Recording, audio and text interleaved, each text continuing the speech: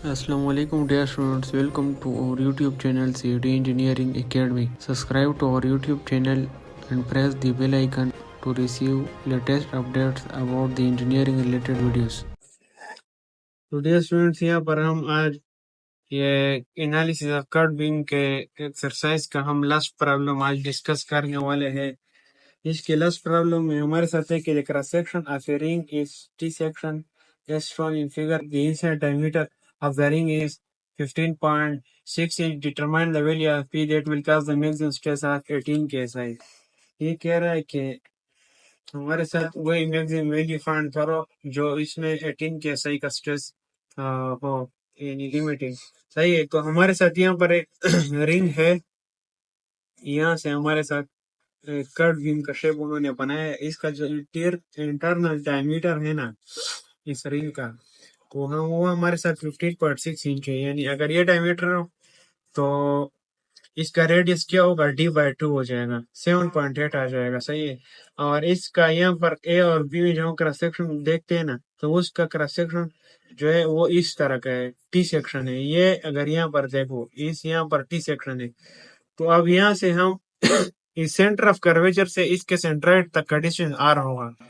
हम उसी तरह करेंगे जिस तरह ट्रेपेजॉइडल में किया था। आर देखेंगे और integral of D divide by v वो वाला टर्म पुट करेंगे। जब ये दोनों आ जाए बस इक्वेशन में वैल्यू डालो, आपके साथ आंसर आ जाएगा, बस क्वेश्चन सॉल्व। देखो ये क्वेश्चन लोगों को बहुत मुश्किल दिखाई दे रहा है, लेकिन जब आप इस पे कंसेप्ट से अप्लाई करोगे ना, कंसेप्ट इस पे वही कंसेप्ट अप्लाई करो जो मैंने आपको पिछले प्रॉब्लम में बताया, तो फिर ये इसका सोल्यूशन है, बस ये सही है। तो हमारे साथ यहाँ पर इस तरह है, फार्मूला हमारे साथ वही फार्मूला होगा। सही है। फार्मूला जो हमारे साथ वही फार्मूला है। इस पे हमारे साथ देखो, यहाँ पर हमारे साथ इस पे फोर्स लग रहा है। सही है। जब ये फोर्स मैं इधर आऊंगा, ये फोर्स नहीं है। जब मैं इसको कट करूंगा, यहाँ पर इस पे फोर्स लग रहा है। जब मैं इसको कट करूंगा, ये फोर्स इधर आ जाएगा, इसके साथ मूवमेंट भी आ जाएगा। उसी तरह इसका क्रॉस सेक्शन एरिया आ जाएगा। सही है। यहाँ पर फोर्स मैंने नहीं शो किया, ये पी है। जब इसको कट करेंगे तो ये पी नहीं है, ये इसके सेंट्रोइड पे लगेगा। सही है। जब इसके सेंट्रोइड पे लगेगा, ये पी जब इस पे लगेगा तो इसका रिएक्शन भी इधर होगा ना, इस पे रिएक्शन भी एक पी लगेगा। तो ये पी आपस में काउंटर, ये पी और ये पी आपस में इस तरह मूवमेंट पैदा करेंगे। सही है। तो उसको काउंटर करने के लिए हम यहाँ पर मूवमेंट देंगे। अच्छा, तो हमारे साथ यहाँ पर इस तरह है कि यहाँ पर इसके हम क्रॉस सेक्शन जो देखते हैं वो टी शेप क्रॉस सेक्शन है। सही है। इसके हमारे साथ जो बुक है इसमें उन्होंने डायमेंशंस भी किए हुए हैं, ये सारे डायमेंशन मैंने वहां से लिखे। तो इसका हम सेंट्रोइड फाइंड करेंगे। देखो इस एक्सिस से हम इसका सेंट्रोइड फाइंड करेंगे, क्योंकि जब ये यहाँ पर होगा तो आर फाइंड करने के लिए इसका सेंट्रोइड अगर यहाँ पे हो तो यहाँ से 17.8 जो कि इसका हाफ बनता है d/2, वो प्लस ये डिस्टेंस, ये सेंट्रोइड हम यहाँ से फाइंड करेंगे। जब ये फाइंड हो जाए तो आर हमारे साथ फाइंड हो जाएगा। तो पहले हम इसका एरिया फाइंड करते हैं। इसको हमने दो रेक्टेंगल में डिवाइड किया है, पहला ये दूसरा ये। 4 इंटू 1 मल्टीप्लाई बाय 6 इंटू 1, ये इसका एरिया आ जाएगा। 4 मल्टीप्लाई बाय 1 प्लस 6 इंटू 1 10, इसका इन स्क्वायर इसका एरिया आ जाएगा। अब हम जब इसका सेंट्रोइड फाइंड करते हैं, सेंट्रोइड हम यहाँ से फाइंड नहीं करेंगे, यहाँ से फाइंड करेंगे। तो पहला हम वो किस चीज के बराबर होता है, x bar is equal to a1 x1 plus a1 plus a2 x2 divide by a1 plus a2। तो अब यहाँ से हमारे साथ इस तरह करो कि यहाँ पर ये ले लो, ये हमारे साथ रेक्टेंगल है, फिर ये रेक्टेंगल ले लो। अब देखो ये क्या, 4 मल्टीप्लाई बाय 1 x1 इसका हाफ हो जाएगा। सही है। और फिर हमारे साथ 6 मल्टीप्लाई बाय 1, अब यहाँ से x1 इसका क्या हो जाएगा, 1 और 6 का हाफ 3, तो 1 प्लस 3 4 हो जाएगा। सही है। इसको एरिया पे डिवाइड करो जो कि 10 आ रहा है, तो हमारे साथ यहाँ से इसका डिस्टेंस क्या आ जाएगा, ये डिस्टेंस नहीं है, ये 2.6 आ जाएगा, ये 2.6। तो आर रेडियस के साथ ये ऐड करो तो आपके साथ capital R radius of curvature आ जाएगा यहाँ से। तो इसका मतलब ये है कि R is equal to 7.8 plus 2.6 जो कि 10.4 है, ये इसका रेडियस ऑफ कर्वेचर है। इसके सेंट्रोइड से इसके रेडियस सेंटर ऑफ कर्वेचर से इसके सेंट्रोइडल एक्सिस तक, ये हमारे साथ रेडियस ऑफ कर्वेचर है। अब ई किस तरह फाइंड करेंगे, e is equal to are minus A divide by integral of D divide by v. तो अब हमारे साथ integral of D divide by v जो है ना, तो वो हमारे साथ क्या होगा, integral of D divide by v. यहाँ पर देखो ये दोनों ट्रायंगल जो रेक्टेंगल ज्योमेट्री है, ये भी रेक्टेंगल है, ये भी रेक्टेंगल है, तो इसको हम दोनों पर ये अप्लाई करेंगे। अब ये क्या हो जाएगा, integral of d a divide by v हमारे साथ बराबर होता है b l n of v two by we one.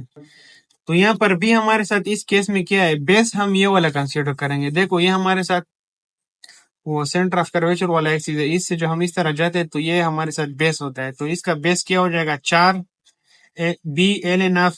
अब यहाँ पर हमारे साथ V two by we one है। अब वी टू नहीं है, हम ये वाला रेक्टेंगल कंसीडर कर रहे हैं, तो इस सेंटर से यहाँ तक का डिस्टेंस ये टी नहीं है, यहाँ पर है। तो अगर मैं इसको यहाँ से मैं आप लोग के लिए बनाऊं, ठीक है, ये वी वन और वी टू फॉर एग्जाम्पल ये हमारे साथ सेंटर ऑफ कर्वेचर है, तो यहाँ से लेकर यहाँ तक का डिस्टेंस हमारे साथ वी वन हो जाएगा, और यहाँ से लेकर यहाँ तक का डिस्टेंस इस पहले रेक्टेंगल के आखिरी एक्सटीरियर तक हमारे साथ डिस्टेंस वी टू हो जाएगा। तो यहाँ तक का डिस्टेंस डी बाई टू है, यहाँ तक वो क्या हो जाएगा, वी वन 7.8 और वी टू नहीं है 7.8 में ये 1 ऐड करो जो कि ये डिस्टेंस है 1, तो ये 8.8 हो जाएगा। तो वी टू हमारे साथ 8.8 आ जाएगा, सही है यहाँ तक, और वी वन 7.8 आ जाएगा। ये हमारे साथ इसका integral of D divide by V find हो जाएगा। अब ये फाइंड करने के लिए हम क्या करेंगे, इसके लिए भी वही करो। अब ये जो है ना, ये जो रेक्टेंगल है, इसका जो ये वाला एक चीज है, ये हमारे साथ इंटीरियर होगा इसका, ये भी 1 होगा, और इसका जो आखिरी वाला एक फाइबर है ये हमारे साथ वी टू होगा। तो पहले रेक्टेंगल का जो वी टू था वो इस बाद वाले रेक्टेंगल का वी वन हो जाएगा, और यहाँ पर ये वी टू होगा। तो यहाँ पर ये वी वन जो होगा वो 8.8 होगा, और वी टू में हमारे साथ ये डिस्टेंस भी ऐड करो, सही है। तो डियर स्टूडेंट्स हमारे साथ फिर यहाँ पर क्या हो जाएगा, ये जो सेकंड रेक्टेंगल है इसका हमारे साथ बेस 1 है, 1 L N F V two divide by we one. तो यहाँ पर हमारे साथ वी टू किस तरह होगा, यहाँ पर वी टू इस तरह होगा कि देखो सेंटर ऑफ कर्वेचर से इसके इंटीरियर तक 7.8 है, फिर उसमें 7 ऐड करो यहाँ तक वी टू, तो 14.8 आ जाएगा। 7.8 प्लस 7 इज इक्वल टू 14.8, ये हमारे साथ वी टू आ जाएगा। वी वन यहाँ तक हमारे साथ फाइंड था 8.8, तो इसमें आप लोग वैल्यू पुट कर आपके साथ इंटीग्रल आटम किया जाएगा 1.002। अब ई फाइंड करो, E is equal to are minus A divide by integral आटम। तो इसमें वैल्यूज पुट करो, आपके साथ ई किया जाएगा 0.42, यानी इसका मतलब ये है कि हमारे साथ 0.42 इंच न्यूट्रल एक्सिस इंटीरियर की तरफ शिफ्ट हुआ है, सही है। डियर स्टूडेंट्स यहाँ पर हमारे साथ इस तरह है ना कि हमारे साथ ये कर्व बीम है, सही है। यहाँ पर इस साइड पर जो हमारे साथ फोर्स लग रहा है तो वो हमारे साथ कंप्रेसिव फोर्स है। अगर मैं इस पे यहाँ पर इक्विलिब्रियम कंडीशन अप्लाई करूँ, यहाँ पर इस पे कट लगाऊं, तो इस ए बी सेगमेंट पर हमारे साथ इसका ये सेगमेंट बन जाएगा, और फोर्स ये फोर्सेस के सेंट्राइड पर जो हम शिफ्ट करेंगे इस तरह, यहाँ पर कंप्रेसिव फोर्स, तो नीचे इसका रिएक्शन फोर्स भी होगा इस तरह। ये फोर्स और ये फोर्स आपस में क्लॉकवाइज कपल बना रहे, तो इसको बैलेंस करने के लिए हम यहाँ पर काउंटर क्लॉकवाइज कपल अप्लाई करेंगे, सही है। तो यहाँ पर चूंकि कंबाइंड स्ट्रेस का इक्वेशन है, एक्सियल स्ट्रेस जो है पी बाई ए के बराबर है, यहाँ पर पी हमारे साथ कंप्रेसिव है तो ये माइनस पी होगा, सही है। और यहाँ पर जो मूवमेंट होगा एम वाई वो माइनस इसका रेडियस ऑफ कर्वेचर जो कि 10.4 है इंटू पी जो कि माइनस पी है, सही है। तो ये एम वाई यहाँ पर प्लस हो जाएगा, 10.4 पी आ जाएगा, तो ये यहाँ पर प्लस पुट करो, सही है। बाकी चीज़ें वही होगी, M Y divide by A E, area 10 है, ई 0.42 है, वी हमारे साथ 7.8 है, वो हमारे साथ क्योंकि हम यहाँ पर ये स्ट्रेसेस इस ए पॉइंट पर फाइंड कर रहे हैं क्योंकि इंटीरियर पर स्ट्रेसेस ज़्यादा होते हैं, और उस स्ट्रेस के फार्मूले से हम यहाँ पर ये लोड फाइंड करेंगे, सही है।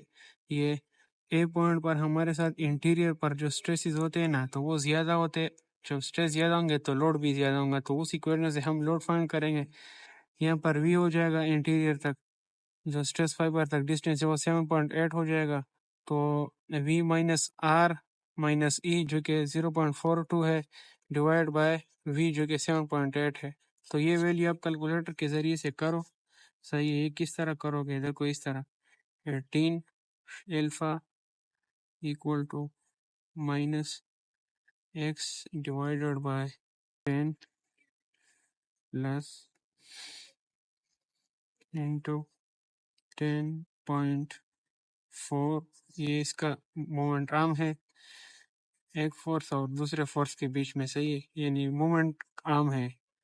अच्छा, तो ये हमारे साथ पी आ जाएगा यहाँ पर, जो कि एक्स के बराबर है 10 ए ई है यहाँ पर हमारे साथ, ई हमारे साथ 0.42 है, और फिर हमारे साथ यहाँ पर आ जाएगा 7.8 माइनस इंटू 10.4 माइनस 0.42। जब ये आप सारा करोगे ना तो एक ही इक्वल बटन से आपके साथ सारा आंसर आ जाएगा, सही है। जो ये हमारे साथ ये फंक्शन बन गया, अब यहाँ से हमारे साथ पी की वैल्यू आ जाएगी, शिफ्ट कैल दबाओ सॉल्व, तो आपके साथ ये आंसर आ जाएगा -22.7।